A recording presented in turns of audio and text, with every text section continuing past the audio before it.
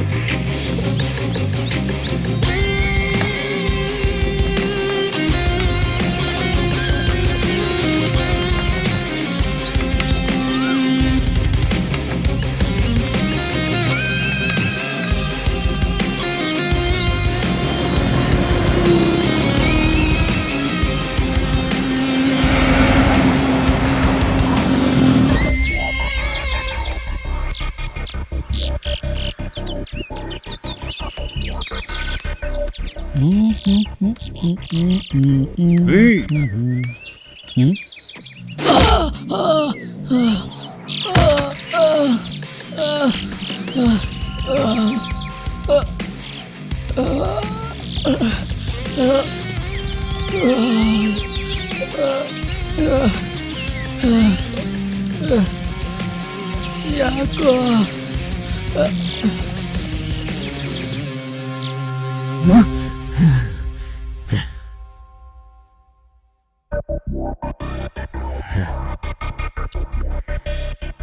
ಛೇ, ಇವ್ ಸ್ವಲ್ಪ ದಿನದಿಂದ ಕೋಪ ಮಾಡ್ಕೊಳ್ಳೋ ತರನೇ ಎಲ್ಲ ನಡೀತಾ ಇದೆ.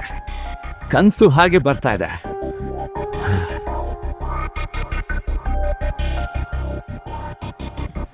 ಏ ರಮೇಶ್, ಇನ್ನೂ ನಾನು ನಿದ್ದೆ ಮಾಡ್ತಿದ್ದೀಯಾ? ಎಷ್ಟು ಸಲ ಕೂಗೋದು? ಈಗ ಯಾಕೆ ಕೂಗಾಡ್ತಾ ಇದ್ದೀರಾ? ನಾನು ಇದ್ದೀನಿ ತಾನೆ. ನೀನೇ ಕಣ ಕೂಗಾಡ್ತಿರೋದು. ಮತ್ತೆ ಕೋಪ ಮಾಡ್ಕೊಳಕ್ ಶುರು ಮಾಡ್ಬಿಟ್ಟೆ ನೋಡು. ಇದೆಲ್ಲ ಸರಿಲ್ಲ, ನೋಡ್ಕೋ. ಎಲ್ಲ ನನಗೆ ಗೊತ್ತು.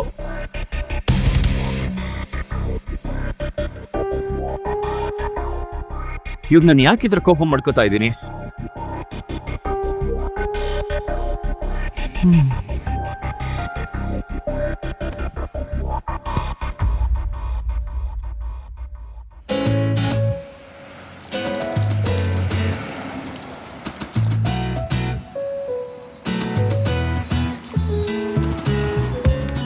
ಅಣ್ಣ, ಶುಗರ್ ಕಡಿಮೆ, ಲೆಮನ್ ಟೀ ಒಂದು.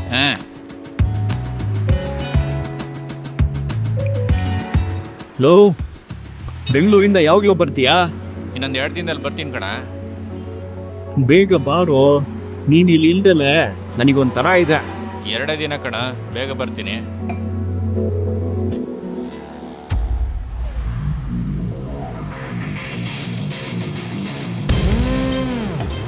ಶುಗರ್ ಕಡಿಮೆ ತಾನೇ ಕೇಳಿದೆ, ಈ ತರ ಜಾಸ್ತಿ ಯಾಕೆ ಕೊಟ್ಟಿದ್ದೀರಾ?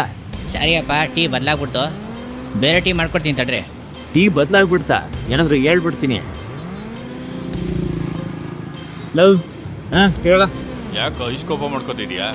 ಒಂದು ಟೀ ತಾನೆ, ಏನಾಯ್ತಾ ನಿನಗೆ? ಸರಿನೋ, ನಿನ್ ಫೋನ್ ಇಡು.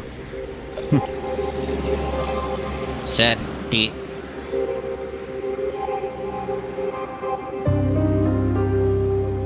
ಸಾರಿ ಅಣ್ಣ, ಏನೋ ಕೋಪದಲ್ಲಿ ಮಾತಾಡ್ಬಿಟ್ಟೆ. ಪರವಾಗಿಲ್ಲಪ್ಪ.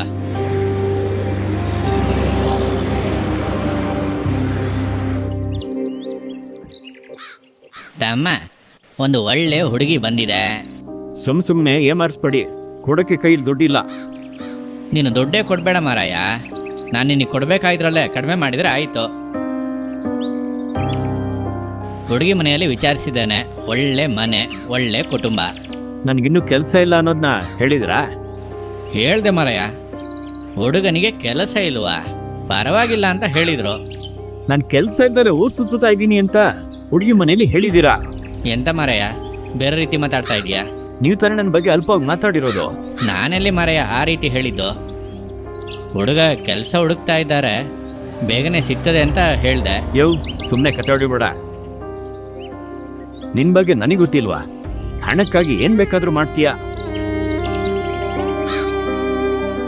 ಎಂಥದ್ದು ರಮೇಶ್ ಆ ರೀತಿ ಹೇಳಿದ್ದು? ನಾನೇನು ಅಷ್ಟು ಕೀಳ್ಮಟ್ಟಕ್ಕೆ ಇಳ್ದಿದ್ದೇನಾ? ನೀನು ಈ ರೀತಿ ಮಾತುಗಳನ್ನು ಹೇಳಿಬಿಟ್ಟೆ. ಏನ್ ರಮೇಶ್, ಯಾಕೆ ಜಗಳ ಆಡ್ತಿದ್ಯಾ?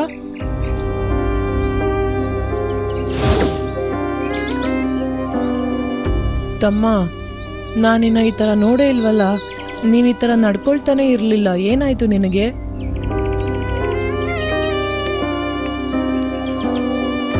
ಅಂಕಲ್, ನೀವೇನು ಮನ್ಸಲ್ಲಿ ಇಟ್ಕೋಬೇಡಿ. ಅವನಿಗೇನು ಸಮಸ್ಯೆ ಅಂತ ಗೊತ್ತಿಲ್ಲ, ಏನೋ ಗೊತ್ತಿಲ್ದಲೇ ಮಾತಾಡ್ದ. ಸರಿ ಅಮ್ಮ.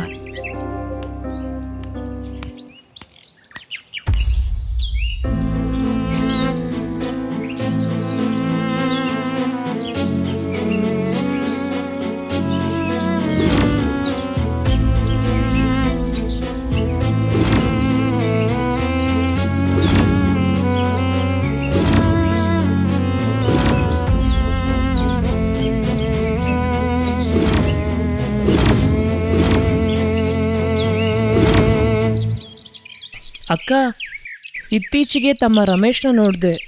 ಮನುಷ್ಯನೇ ಬದಲಾಗಿರೋ ಥರ ಅನಿಸ್ತಿದೆ. ಯಾಕೆ ಸುಬ್ಬಿ, ಏನಾಯ್ತು ಅವನಿಗೆ? ಅವನ್ನ ಯಾವಾಗಲೂ ತಾಳ್ಮೆಯಿಂದಿರೋ ಥರನೇ ನೋಡಿದ್ದೀನಿ, ಆದರೆ ಬ್ರೋಕರ್ ಹತ್ರ ತುಂಬ ಕೋಪದಿಂದ ಮಾತಾಡ್ದ. ಅವನ ಮುಖವೇ ಭಯಂಕರ ಉಗ್ರವಾಗಿತ್ತು. ರಮೇಶ ಆ ಥರ ನಡ್ಕೊಂಡ? ನನಗೆ ನಂಬಕ್ಕೆ ಆಗ್ತಾ ಇಲ್ವಲ್ಲ. ನನಗೂ ಅಕ್ಕ, ನೀವು ಅವನ ಹತ್ರ ಆಗಾಗ ಮಾತಾಡ್ತಿದ್ರಲ್ಲ, ನಿಮ್ಮ ಮಾತು ಕೇಳಿನೇ ಅವನು ಇಷ್ಟೊಂದು ಬದಲಾಗಿದ್ದ. ಇವಾಗ ಏನಂತಾನೆ ಗೊತ್ತಾಗ್ತಿಲ್ಲ. ನೀವು ಸ್ವಲ್ಪ ಮಾತಾಡಿ ನೋಡಿ ಅಕ್ಕ. ಖಂಡಿತ ಸುಬ್ಬಿ, ಬರ್ತೀನಿ.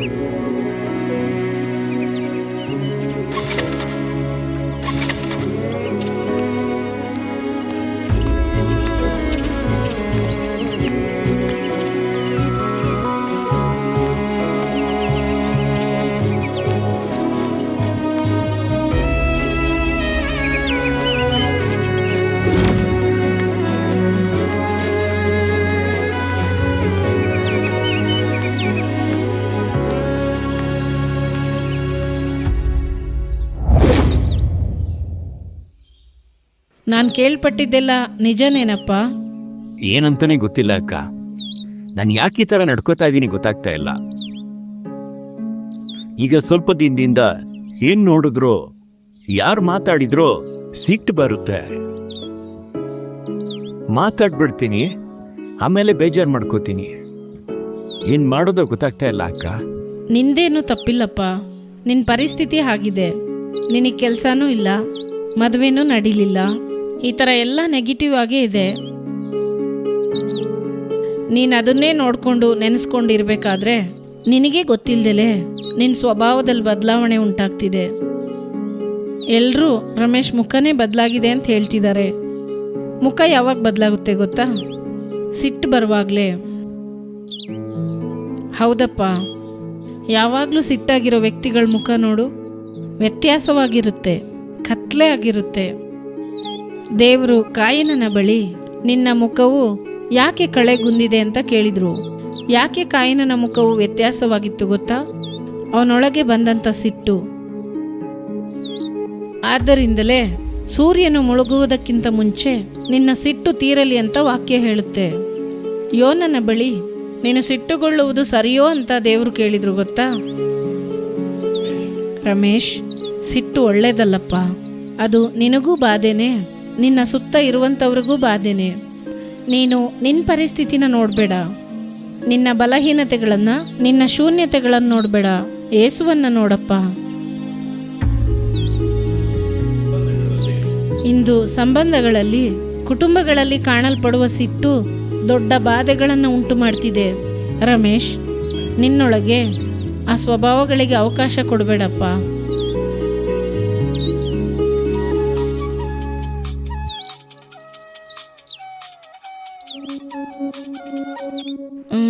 ಹಲೋ, ಹಾಂ ಹೇಳಿ.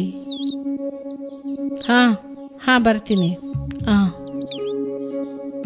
ರಮೇಶ್, ಅಕ್ಕ ನಿನ್ನ ಹತ್ರ ನಾಳೆ ಮಾತಾಡ್ತೀನಿ. ಖಂಡಿತ ಮಾತಾಡಬೇಕು. ಇವಾಗ ಕಾಲೇಜಿಂದ ಒಂದು ಫೋನ್ ಬಂತು, ನಾನು ಅರ್ಜೆಂಟ್ ಅಲ್ಲಿಗೆ ಹೋಗ್ತಾ ಇದ್ದೀನಿ. ಸರಿ ಅಕ್ಕ. ನಾನು ಬರ್ತೀನಿ.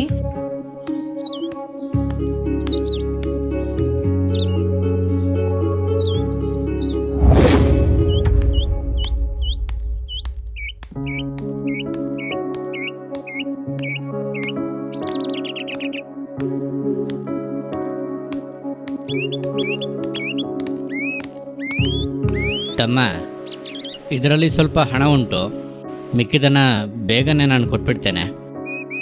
ಅಣ್ಣ ಅಣ್ಣ ಅಣ್ಣ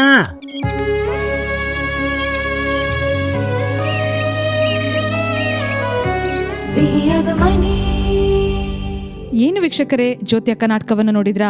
ನಿಮಗೆ ಆಶೀರ್ವಾದವಾಗಿತ್ತೆಂದು ನಾವು ನಂಬುತ್ತೇವೆ. ಈಗ ನಿಮಗಾಗಿ ದೇವರ ಆಲೋಚನೆಯನ್ನು ಕೊಟ್ಟು ಪ್ರಾರ್ಥಿಸಲು ಸಹೋದರಿಯವರು ಸಿದ್ಧರಾಗಿದ್ದಾರೆ. ಪ್ರಾರ್ಥನೆಯೊಂದಿಗೆ ದೇವರ ಸಂದೇಶವನ್ನು ಕೇಳಿರಿ. ಕರ್ತನು ನಿಶ್ಚಯವಾಗಿ ಮಾತನಾಡಿ ನಿಮ್ಮನ್ನು ಆಶೀರ್ವದಿಸುವರು.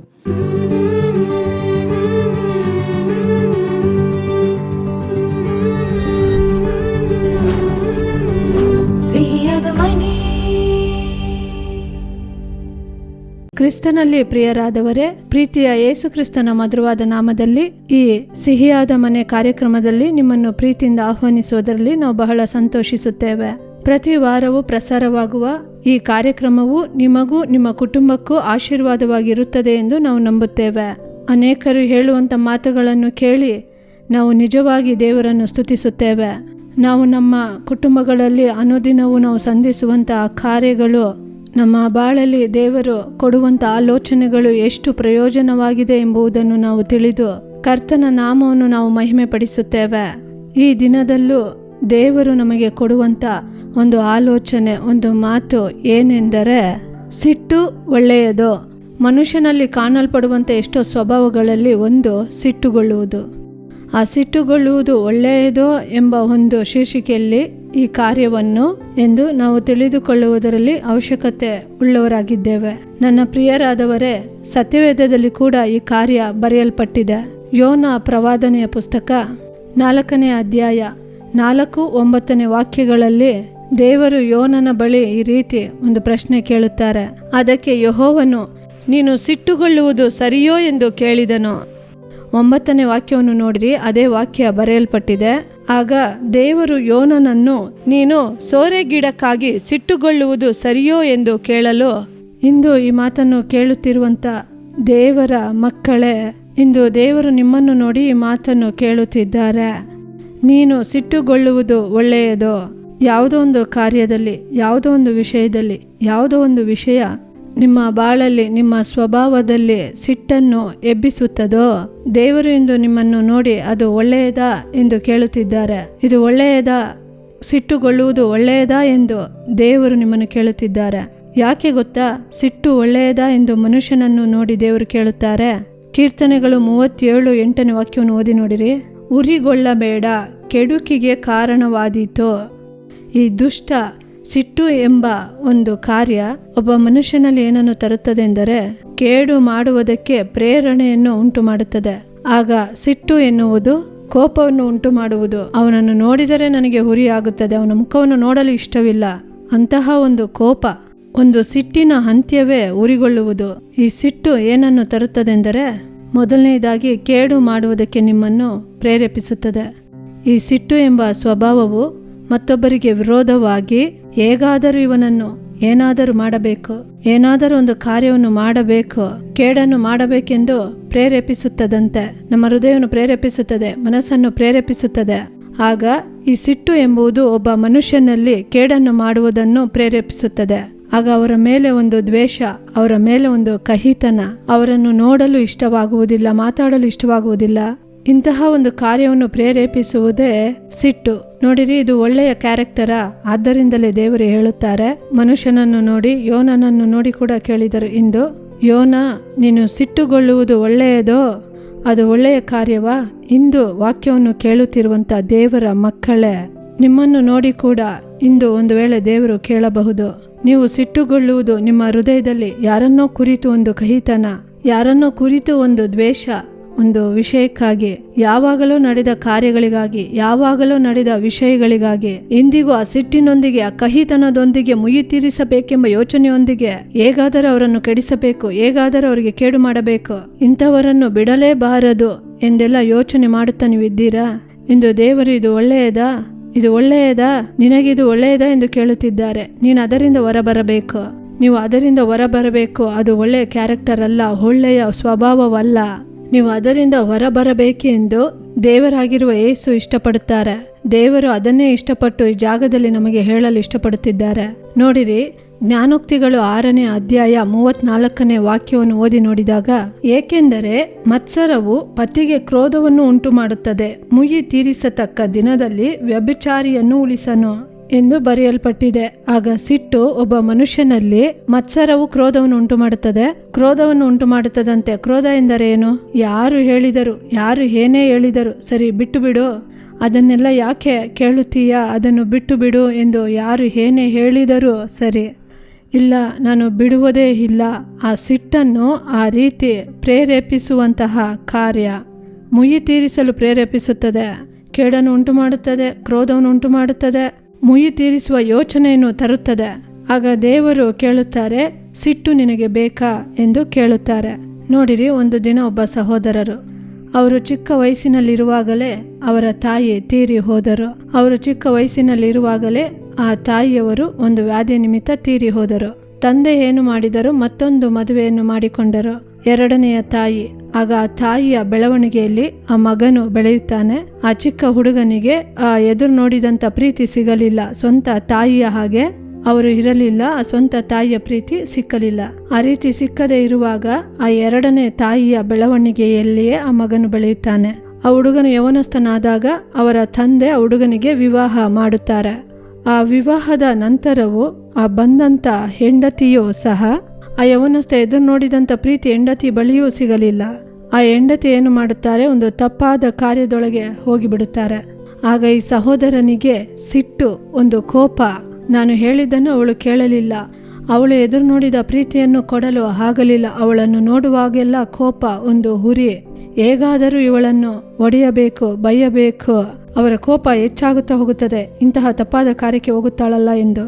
ಆದರೆ ಒಂದು ಕಡೆ ಯೋಚಿಸುತ್ತಾರೆ. ಏನು ಯೋಚಿಸುತ್ತಾರೆಂದರೆ, ಇವಳನ್ನು ಬಿಟ್ಟರೆ ನನಗೆ ಬೇರೆ ಮಾರ್ಗವಿಲ್ಲ, ನನಗೆ ಪ್ರೀತಿ ಕೊಡಲು ಯಾರೂ ಇಲ್ಲ, ಪ್ರೀತಿ ತೋರಿಸಲು ಯಾರೂ ಇಲ್ಲ ಅಂತ ಒಂದು ಯೋಚನೆ ಬರುತ್ತದೆ.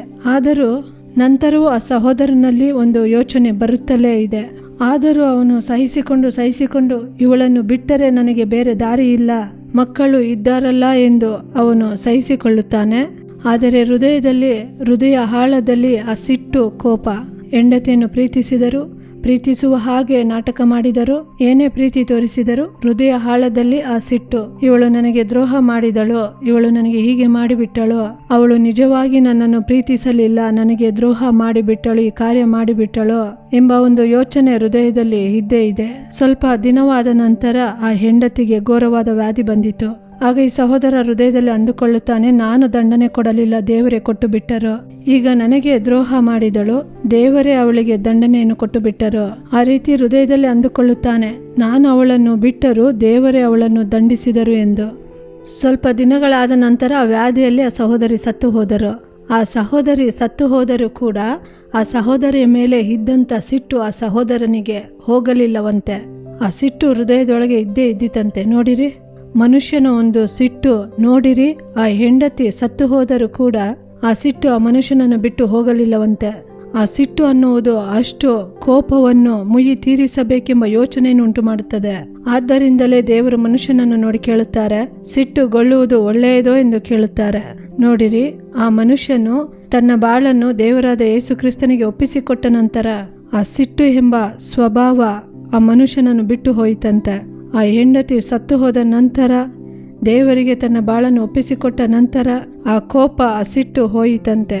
ಇಂದು ಈ ಮಾತನ್ನು ಕೇಳುತ್ತಿರುವಂಥ ದೇವರ ಮಕ್ಕಳೇ, ಯಾವುದೋ ಒಂದು ಕಾರ್ಯಕ್ಕೆ ಯಾರೋ ಒಬ್ಬರ ಮೇಲೆ ಒಂದು ವೇಳೆ ಆಸ್ತಿ ಸಮಸ್ಯೆ ಇರಬಹುದು, ಕುಟುಂಬ ಸಮಸ್ಯೆ ಇರಬಹುದು, ಗಂಡ ಹೆಂಡತಿ ಸಮಸ್ಯೆ ಇರಬಹುದು, ಇಲ್ಲ ಸಹೋದರರ ಸಮಸ್ಯೆ ಇರಬಹುದು, ಪಕ್ಕದ ಮನೆ ಸಮಸ್ಯೆ ಇರಬಹುದು, ಇಲ್ಲ ಸಂಬಂಧಿಕರ ಸಮಸ್ಯೆ ಇರಬಹುದು. ಸಿಟ್ಟು ಇದರಿಂದ ನೆಮ್ಮದಿಯಾಗಿ ಇರಲು ಆಗುತ್ತಿಲ್ಲವಾ? ನಿದ್ದೆ ಮಾಡಲು ಆಗುತ್ತಿಲ್ಲವಾ? ನಿಮ್ಮಲ್ಲಿ ಯಾವಾಗಲೂ ಮುಯಿ ತೀರಿಸಬೇಕು, ಕೇಡು ಮಾಡಬೇಕು ಎಂಬ ಯೋಚನೆ ಇದೆಯಾ? ಆ ಆತ್ಮಕ್ಕೆ ಜಾಗ ಕೊಡಬೇಡಿರಿ. ಅದೊಂದು ಸ್ಪಿರಿಟ್, ಅದೊಂದು ಆತ್ಮ, ಅದು ನಿಮ್ಮನ್ನು ಪ್ರೇರೇಪಿಸುತ್ತಾ ಇರುತ್ತದೆ. ಈಗ ನೀವು ಈ ವಾಕ್ಯವನ್ನು ಕೇಳುತ್ತಿರುವ ಯಾರಾಗಿದ್ದರೂ ಸರಿ, ದೇವರು ಹೇಳುತ್ತಾರೆ, ನೀನು ಸಿಟ್ಟುಗೊಳ್ಳುವುದು ಒಳ್ಳೆಯದಾ? ಅದು ಒಳ್ಳೆಯದಲ್ಲ. ಅದನ್ನು ಬಿಟ್ಟು ಬಿಡು. ಆ ಸಿಟ್ಟು ತಣ್ಣಗಾಗಬೇಕು. ಸೂರ್ಯ ಮುಳುಗುವಷ್ಟರಲ್ಲಿ ಆ ಸಿಟ್ಟು ತಣ್ಣಗಾಗಬೇಕು. ಅಂದರೆ ಆ ಸಿಟ್ಟನ್ನು ತಣ್ಣಗೆ ಮಾಡುವಂತ ಒಬ್ಬ ದೇವರು ಇದ್ದಾರೆ.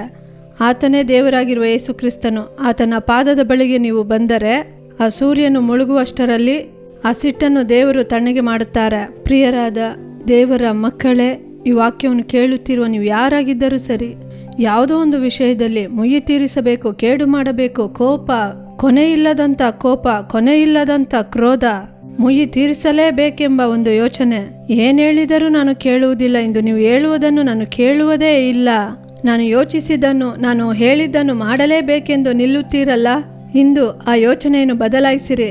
ದೇವರ ವಾಕ್ಯ ಹೇಳುತ್ತದೆ, ದೇವರು ಕೇಳುತ್ತಾರೆ, ಸಿಟ್ಟುಗೊಳ್ಳುವುದು ಒಳ್ಳೆಯದಾ ಎಂದು ಕೇಳುತ್ತಾ ಇದ್ದಾರೆ. ಈ ಕ್ಯಾರೆಕ್ಟರ್ ಇರುವಂತ ನಿನ್ನನ್ನು ದೇವರು ನೋಡುತ್ತಾ ಇದ್ದಾರೆ. ನೀನು ಇಷ್ಟು ಸಿಟ್ಟುಗೊಳ್ಳುತ್ತಿದ್ದೀಯಲ್ಲ, ಮತ್ತೊಬ್ಬರು ತಪ್ಪು ಮಾಡುವುದನ್ನು ನೋಡಿ ನೀನೆಷ್ಟು ತಪ್ಪು ಮಾಡಿದ್ದೀಯಾ?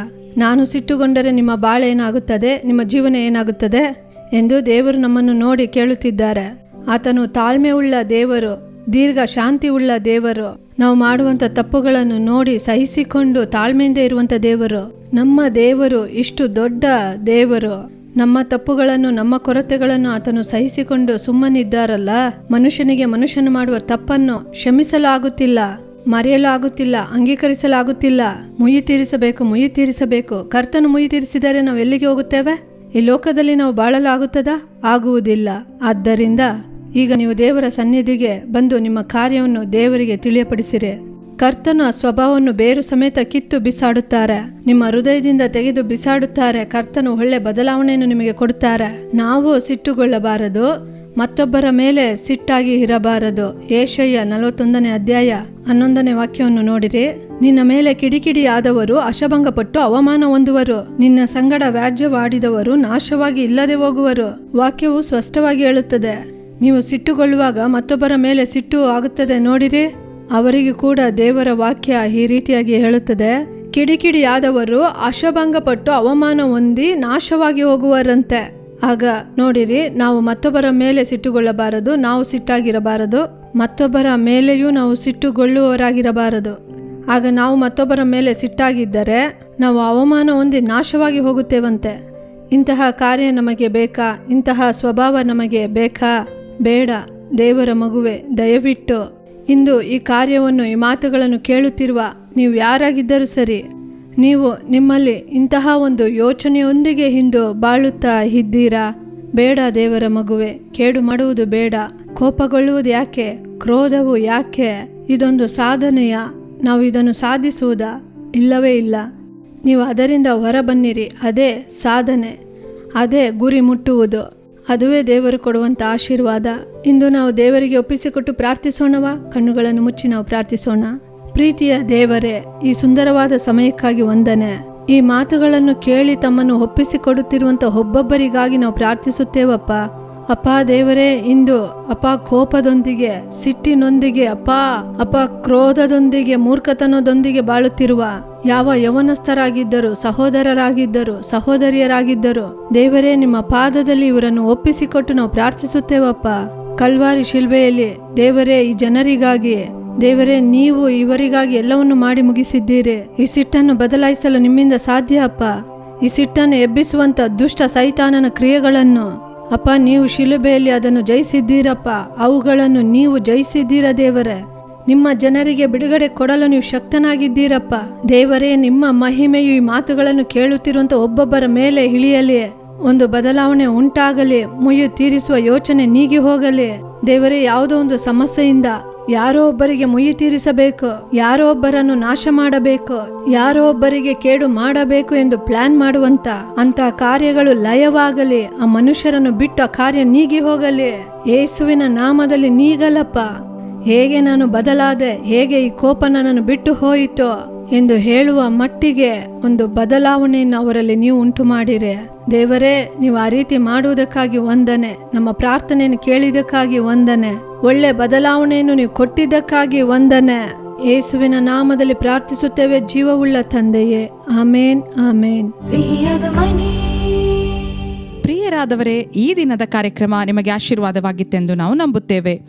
ನೀವು ಹೊಂದಿಕೊಂಡ ಮೇಲುಗಳನ್ನು, ಆಶೀರ್ವಾದಗಳನ್ನು ನಮಗೆ ತಿಳಿಸಲು ಮರೆಯಬೇಡ್ರಿ. ನಿಮ್ಮ ಪ್ರಾರ್ಥನಾ ಮನವಿಗಳು ಏನೇ ಆಗಿದ್ದರೂ ದೂರವಾಣಿಯ ಮೂಲಕ, ಇಮೇಲ್ ಮೂಲಕ ನಮಗೆ ತಿಳಿಯಪಡಿಸಿರಿ. ನಿಮಗಾಗಿ ಪ್ರಾರ್ಥಿಸಿ ಆಲೋಚನೆಯನ್ನು ಕೊಡಲು ಸಹೋದರ ಮೋಹನ್ ಸಿ ಲಾಜರಸ್ ಅವರು ಮತ್ತು ದೇವರ ಸೇವಕರುಗಳು ಸಿದ್ಧರಾಗಿದ್ದಾರೆ.